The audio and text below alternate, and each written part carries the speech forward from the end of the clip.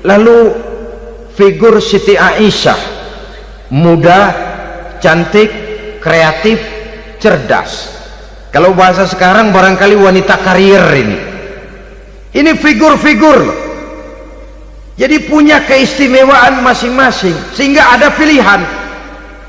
Ya tentu orang mencari istri itu kan karena ada dasar pilihan. Mungkin rupanya kurang menarik tapi akhlaknya bagus. Mungkin akhlaknya sedang-sedang saja tapi potongannya cakep, masih ada pilihan.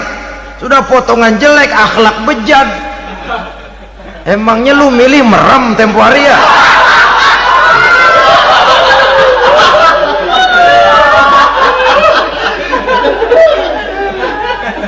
Sudah nggak ada pilihan apa-apa.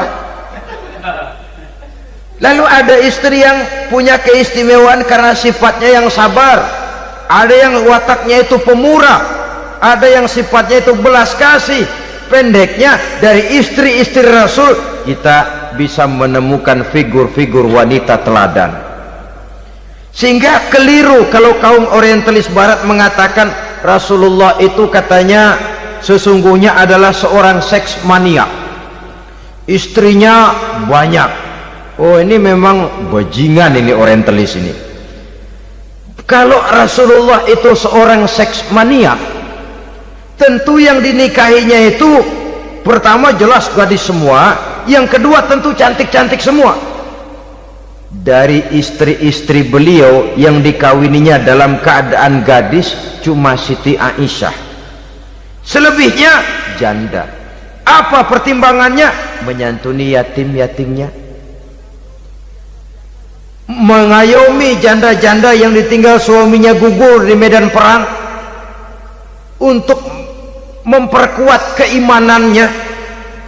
Itu pilihan utama Rasul. Kita sekarang ini ya ngakunya sih ikut sunnah Rasul, cuma sunnahnya urusan kawin melulu. Ada duit sedikit, kawin maning, kawin maning. Ditanya orang kenapa kawin melulu, sih mas sunnah Rasul. Bukan main. Kalau sudah urusan kawin pahlawan betul sunnah Rasul. Padahal kawin lagi dalam Islam itu sungguh pun boleh, tapi tidak diperintah. Tidak diperintah, memang cuma boleh. Itu kalau dalam pesawat itu cuma semacam emergency exit lah ya, yang tidak boleh sembarang waktu bisa dibuka. Kalau memang sanggup berlaku adil, tafadhol. Kalau tidak, satu juga nggak habis. Lagian saya kira perempuan itu kan cuma perbedaan rupa saja, perbedaan selera saja. Seperti singkong dengan sate, bedanya kan cuma di tenggorokan. Kalau sudah masuk ke perut, kenyangnya kan sama. Perempuan cuma berbeda dalam selera, rasanya barangkali ya, barangkali.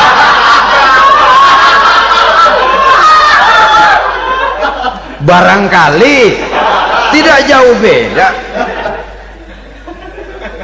Saudara hadirinlah, Islam ini mengatur lewat pintu yang dinamakan nikah itu tadi, sehingga dengan demikian bisa dinikmati secara tenang, tentram. Tidak usah manusia ya, kucing saja. Coba lihat kucing. Kalau ikan dia boleh nyolong, kucing itu boleh curi, makannya nggak tenang kucing. Coba lihat ini. Asal dia nyolong ikan, makannya juga mindik-mindik. Matanya nengok kiri, nengok kanan, ada sedikit gerusak, kabur. Secara nalurinya kucing tahu kalau ini ikan curian, makannya nggak tenang dia. Tapi kalau ikan kita kasih, kucing anteng, geledek juga nyamber, manteng aja dia. Nalurinya mengatakan ini ikan dikasih sama yang punya, tenang dia. Saudara hadirin yang saya hormati, orang juga gitu. Kalau hubungan suami istrinya sudah sah, diikat dengan akad nikah, tenang, anteng, nggak gerasak gerusuk, nggak kayak diubur-ubur maling, anteng aja. Dia ngintip juga buat cuek aja udah. Biarin aja dia ngintip, capek sendirilah.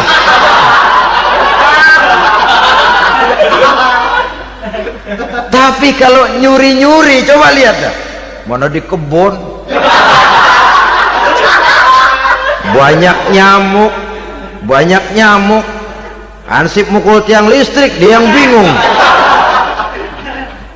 Islam ini sesungguhnya memudahkan jalan, saudara-saudara. Jadi sebagai social agent, wanita bisa berperan untuk itu, apalagi untuk hal-hal yang menyangkut wawasan kemanusiaan, di mana kaum wanita karena emosinya lebih tinggi daripada kaum laki-laki, dia sangat peka terhadap masalah-masalah yang menyangkut kemanusiaan. Hatinya mudah tergugah, perasaannya cepat terenyuh, dengan penderitaan dia cepat tergugah. Dia bisa menjadi social agent tanpa harus melupakan fungsi utama sebagai istri dan sebagai ibu dari anak-anaknya, sebagai istri dari suaminya. Saudara hadirin yang saya muliakan, dahulu Al-Quran pernah menceritakan betapa istri-istri pembesar di istana mewah di zaman Nabi Yusuf, kalau istilah sekarang nyonya-nyonya jet set, nyonya-nyonya VIP, betapa mereka mau memporak-porandakan keimanan seorang pemuda seperti halnya Nabi Yusuf alaihi salam. Dan Nabi Yusuf kemudian ternyata tidak mau jadi gigolo yang kerjanya hanya menyenangkan wanita-wanita jet set kelas VIP ini tadi. Sesungguhnya ini cuma satu simbol yang kejadiannya bisa saja terjadi pada zaman modern dalam versi dan kondisi yang berbeda.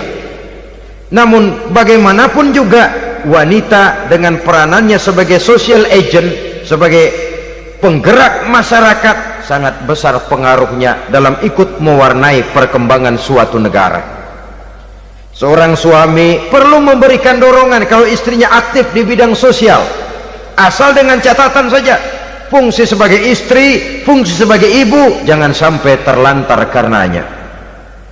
Bahkan saya katakan tadi, di zaman sekarang wanita tidak lagi hanya berfungsi sebagai social agent, bahkan sebagai national agent, penggerak dari satu bangsa. Muncul wanita-wanita yang jadi menteri, yang jadi anggota DPR, bahkan yang jadi kepala desa dan lain sebagainya.